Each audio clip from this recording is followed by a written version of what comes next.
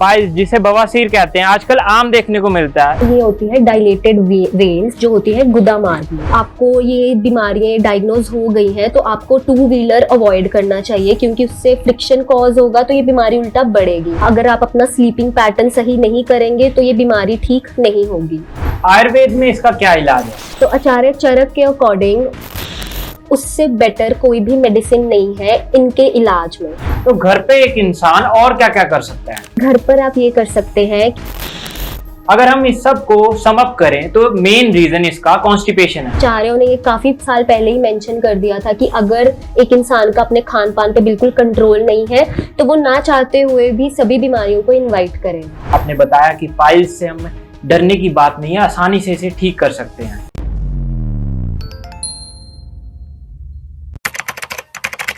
नमस्कार, D5 channel Hindi देख रहे सभी दर्शकों का मैं विभोर चट्टा स्वागत करता हूं। आज हमारे साथ स्टूडियो में मौजूद है वैद्य दीक्षा महाजन। वैद्य दीक्षा महाजन, आपका बहुत बहुत स्वागत है D5 चैनल हिंदी में। पाइल्स जिसे बवासीर कहते हैं आजकल आम देखने को मिलता है, इसके होने के क्या कारण है? ये होती है डायलेटेड वेन्स जो होती है गुदा मार्ग में। अब इसके पीछे कारण है, अगर किसी को काफी देर से कॉन्स्टिपेशन रहता है, अगर कोई इंसान ज्यादा ऑयली, फ्राइड, ठंडा खाना, स्पाइसी खाना ज्यादा मात्रा में लेता है, अगर कोई ज्यादा एक्सरसाइज करता है, गलत तरीके से वेट उठाता है, वेट लिफ्टिंग जो आजकल काफी कॉमन है उसे गलत तरीके से उठाते हैं, तो ये आगे जाकर किसी में भी पाइल्स बना सकते हैं। लोग कहते हैं कि गर्म चीज खाने से भी पाइल्स होती है, क्या ये सही है? गर्म चीज खाने से ब्लीडिंग अगर होती है एनल रीजन में तो वो आगे जाके पाइल्स बन सकती है, लेकिन डायरेक्ट कोरिलेशन नहीं कर सकते। पाइल्स के सिम्टम्स क्या हैं? अगर स्टूल पास करने के बाद उस इंसान को फ्रेश ब्लड दिखता है पोर्ट में तो उसे हम पाइल्स कहते हैं। क्या इसकी भी कोई स्टेजेस होती हैं? जी हाँ, पाइल्स की जनरली 4 स्टेजेस कही जाती है। अगर तो पहले उसको बाहर कोई भी मास फील नहीं होता है, सिर्फ फ्रेश ब्लड गिर रहा है तो उसे हम स्टेज 1 कह देते हैं। अगर कोई ग्रोइंग मास बाहर की तरफ फील होता है आफ्टर पासिंग स्टूल तो उसे हम स्टेज 2 कह देते हैं क्योंकि वो खुद ब खुद अंदर चला जाता है। लेकिन अगर वो मास बाहर ही रह रहा है और उसे मैन्युअली किसी और की हेल्प से उसे अंदर करना पड़ रहा है तो उसे स्टेज 3 कहते हैं। एंड स्टेज 4 इज प्रोलैप्स, मतलब वो हमेशा बाहर ही रह रहा है। क्या स्टेजेस के आधार पर पाइल्स का ट्रीटमेंट वेरी करता है? जी हाँ, क्योंकि अगर कोई पेशेंट स्टेज 1 में है तो वो कंजर्वेटिव यानी मेडिसिनल ट्रीटमेंट से ठीक हो सकता है, यानी वो कॉन्स्टिपेशन प्रिवेंट करेगा, स्ट्रेनिंग अवॉइड करेगा तो उसे स्टेज 1 से आराम मिल सकता है। स्टेज 2 में उसे मेडिसिनल प्लस अपने डॉक्टर से थोड़ी ट्रीटमेंट्स एडवाइस करवाने पड़ेंगे एंड क्योर हो जाएगा। 3rd एंड 4th में जनरली सर्जरी या फिर आयुर्वेदिक ट्रीटमेंट प्रेफर किए जाते हैं ताकि उसको आराम मिले। पाइल्स, फिशर और फिस्टुला में क्या अंतर होता है? अक्सर लोग इसे एक ही समझते हैं, तो इसमें क्या अंतर है? देखिए, जैसे कि हमने पाइल्स की डेफिनेशन में बोला कि अगर उसमें फ्रेश ब्लड आफ्टर स्टूल पाया जाता है कि वो गिर रहा है स्प्लैश की तरह तो वो पाइल्स है। अगर उसको दर्द, चीरे जैसा दर्द महसूस होता है स्टूल पास करते हुए और अब उसके स्टूल के ऊपर एक स्ट्रीक है ब्लड की तो उसे हम फिशर कहते हैं।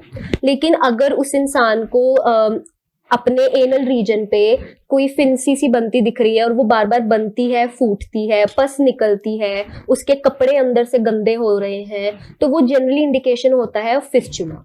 क्या इसमें कैंसर भी हो सकता है? जैसे हमने बात करा कि पाइल्स में आफ्टर पासिंग स्टूल उसको ब्लड का स्प्लैश गिरता है, फ्रेश ब्लड का, लेकिन अगर उसको बिना स्टूल पास किए भी एनल रीजन से ब्लड पास हो रहा है तो वो कहीं ना कहीं सीए रेक्टम यानी कैंसर ऑफ एनल रीजन उसका इंडिकेशन होता है। प्लस उस पेशेंट को कॉन्स्टिपेशन, डायरिया के एपिसोड्स होते हैं, कभी डायरिया रहता है हफ्ते हफ्ते, कभी कॉन्स्टिपेशन रहता है आईबीएस के केसेस में जैसे देखा जाता है, तो वो हमें एक कैंसर को रूल आउट करना चाहिए उसमें। तो इन बीमारियों में क्या चीज खानी पीनी चाहिए? तो एक इंसान को अपनी डाइट में कुलथ की दाल ऐड करनी चाहिए, B it in a soup form या फिर रोटी और सब्जी, रोटी के साथ, चावल के साथ। रेड राइस ऐड करने चाहिए, व्हीट ऐड करना चाहिए अपने डाइट में। प्लस उसको एलिफेंट फुट यानी जिसे याम कह देते हैं, कंद कहते हैं, वो ऐड करना चाहिए। कच्ची मूली एज सैलेड फॉर्म या फिर सूप के रूप में इंक्लूड करनी चाहिए। और तक्र जिसे बटर मिल्क कहते हैं, छाछ कहते हैं, वो अपनी डाइट में इंक्लूड करना चाहिए। आंवला, ये सब काफी हेल्पफुल होते हैं पाइल्स फिस्चुला और फीशर यानी कॉन्स्टिपेशन को ठीक करेगा, तो इनडायरेक्टली इन बीमारियों को भी ठीक करेगा। ये चीजें तो वो थी जो करनी है। अब कौन सी चीजें ऐसी हैं कि नहीं करनी, या कौन से खान पान में बदलाव करना है? पहले तो बाहर का यानी junk food, heavy processed oily fried खाना कंप्लीटली अवॉइड करना है। उसके बाद अगर आपको ये बीमारियां डायग्नोज हो गई हैं तो आपको टू व्हीलर अवॉइड करना चाहिए, क्योंकि उससे फ्रिक्शन कॉज होगा तो ये बीमारी उल्टा बढ़ेगी। प्लस जब आप डायग्नोज हो रखे हैं तो avoid in any sexual activities. Also अगर आप अपना स्लीपिंग पैटर्न सही नहीं करेंगे तो ये बीमारी ठीक नहीं होगी।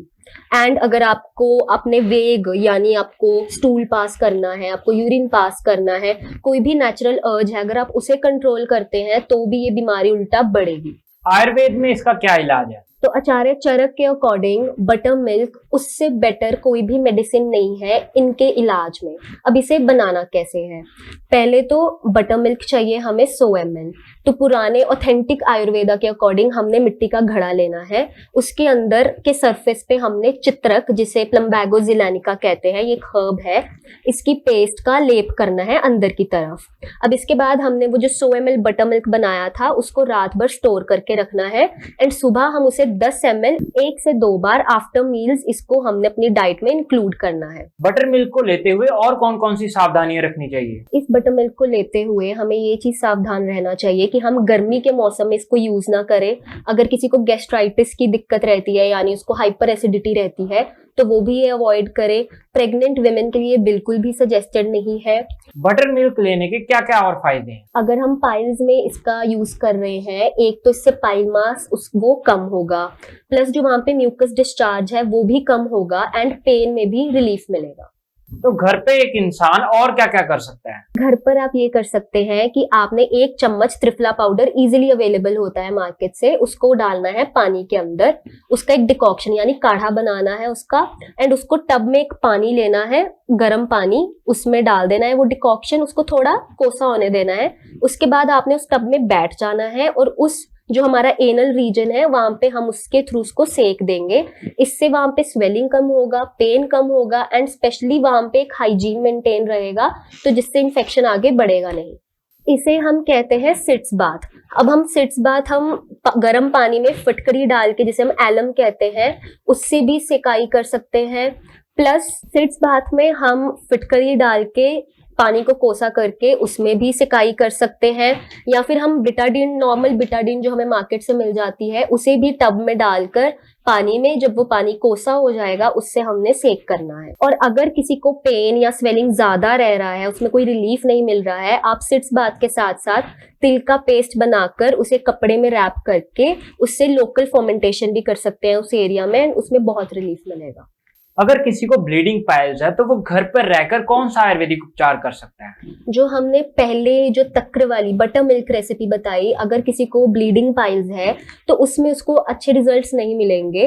तो ब्लीडिंग पाइल्स के लिए स्पेसिफिकली एक उपाय है जो यूज करते हैं, एंड इसके काफी अच्छे रिजल्ट्स भी हैं। इसमें हमें चाहिए चावल का आटा, पानी और अपामार्ग बीज का पाउडर। चावल का आटा जो ज्यादा फाइन ना हो उसको पानी में भिगो के रख देना है फॉर 5 to 10 मिनट्स। अब वो पानी हम अलग से रख लेंगे अपने पास।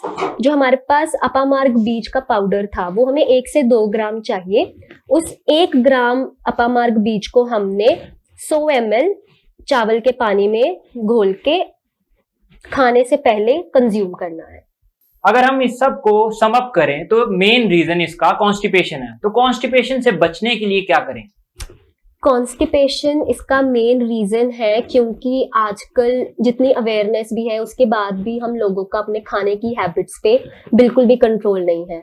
एंड आचार्यों ने ये काफी साल पहले ही मेंशन कर दिया था कि अगर एक इंसान का अपने खान पान पे बिल्कुल कंट्रोल नहीं है तो वो ना चाहते हुए भी सभी बीमारियों को इन्वाइट करेगा। अगर आप ऑलरेडी कॉन्स्टिपेशन से सफर कर रहे हैं तो आप अपनी डाइट में पहले तो फाइबर्स इंक्लूड करें, जो हमने पहले भी बात किया। कच्ची मूली खाएं, एलिफेंट याम जिसे कंद कहते हैं, सूरन जिसे कहते हैं, उसकी सब्जी अपनी खाने में करें। और भी ग्रीन वेजिटेबल्स, पानी, मुनक्का, 10 से 15 मुनक्के आप भिगोए रात भर, सुबह उठ के वो मुनक्के खाएं, वो पानी भी कंज्यूम कर सकते हैं। रेड राइस अपनी डाइट में ऐड करें। एंड सबसे जरूरी, बाहर का हैवी प्रोसेस्ड जंक फूड बिल्कुल अवॉइड करें। आयुर्वेद में भी क्या इसकी कोई सर्जरी है? जी हाँ, piles, fistula, even pilonidal sinus जिसमें बालों का गुच्छा एक ट्रैक बना लेता है एनल रीजन में, इन सब की आचार्य सुश्रुत ने कई साल पहले ही एक सर्जरी बताई थी एंड आज भी वही सर्जरी प्रैक्टिस की जाती है इन आयुर्वेदिक हॉस्पिटल्स, जिसे हम कहते हैं शार सूत्र। इसमें एक मेडिकेटेड थ्रेड होता है जिसे हम शार कहते हैं एंड वो थ्रेड है इसलिए सूत्र कहते हैं। इससे हम पाइल मास को बांध देते हैं, इसके बाद वो थ्रोम्बोज यानी एक तरह से डेड हो जाता है, जिसके बाद वो कट के गिर जाता है। अगर किसी को फिस्चुला है तो उस जो ट्रैक है उसमें शार सूत्र है वो पूरा इंसर्ट करते हैं। उससे क्या होता है, शोधन यानी प्योरिफिकेशन, वो पूरा ट्रैक साफ होगा। उसके बाद उसका रोपन यानी हीलिंग, तो वो शार सूत्र उसको ठीक भी करेगा एंड दोबारा ना हो वो भी मेक श्योर करेगा। आपने बताया कि पाइल्स से हम डरने की बात नहीं है, आसानी से इसे ठीक कर सकते हैं। वैद्य दीक्षा महाजन, आपने बहुत महत्वपूर्ण जानकारी दी, आप हमारे साथ जुड़ी, आपका बहुत बहुत धन्यवाद। Thank you. अगले एपिसोड में फिर मुलाकात होगी, तब तक के लिए नमस्कार।